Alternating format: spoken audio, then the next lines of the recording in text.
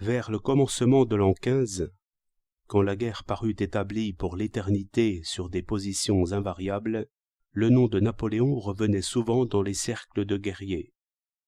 On se demandait ce qu'il aurait pu trouver de nouveau, et presque tous concluaient que son brillant génie se serait enlisé en cette boue militaire.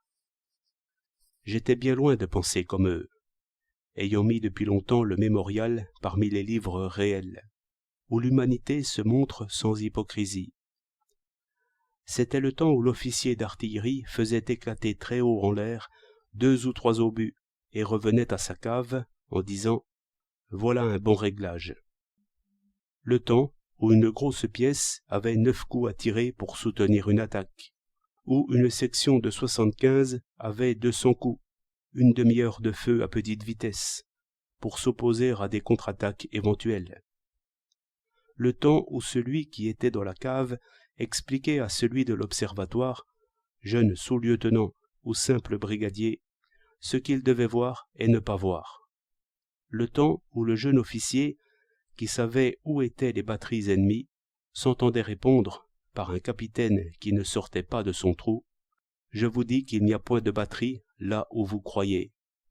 Et souvenez-vous que vous n'êtes qu'un agent d'exécution. » Le temps où l'on disait, dans le cercle polytechnicien, « Il ne faut pas croire ce que disent les fantassins, ils ne savent pas observer. » Le temps où une attaque était lancée, dans une boue de plus d'un demi-mètre, par un général établi à plus de 10 kilomètres en arrière, et qui n'avait jamais vu le terrain.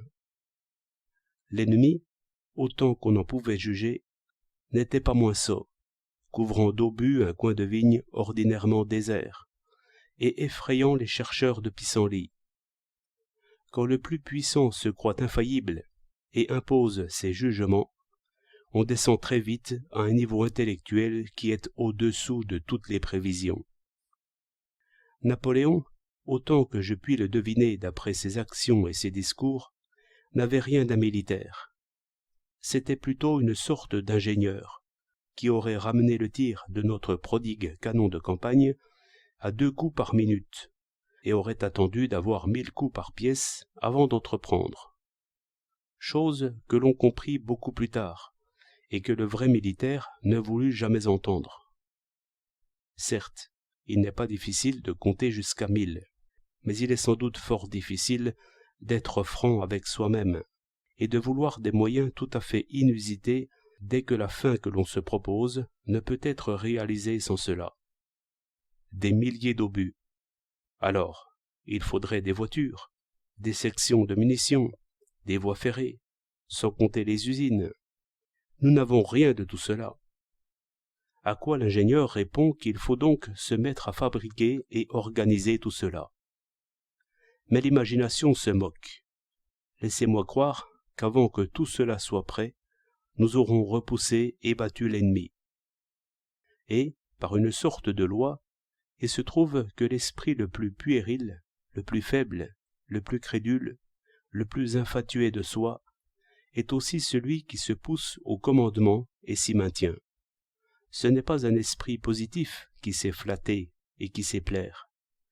C'est pourquoi, si des circonstances heureuses amènent jusqu'au pouvoir suprême l'homme qui ne sait point se duper lui-même ni croire ce qui lui plaît, on peut s'attendre à voir du nouveau, et les généraux d'antichambre battus contre toutes les règles scolastiques. C'est ce que l'on a vu une fois, par les ordres d'un homme sans vanité, et qui réglait son imagination selon l'entendement. Homme adoré des uns, redouté des autres, mal compris de tous. En ce sens solitaire toujours, aussi bien aux Tuileries qu'à Sainte-Hélène.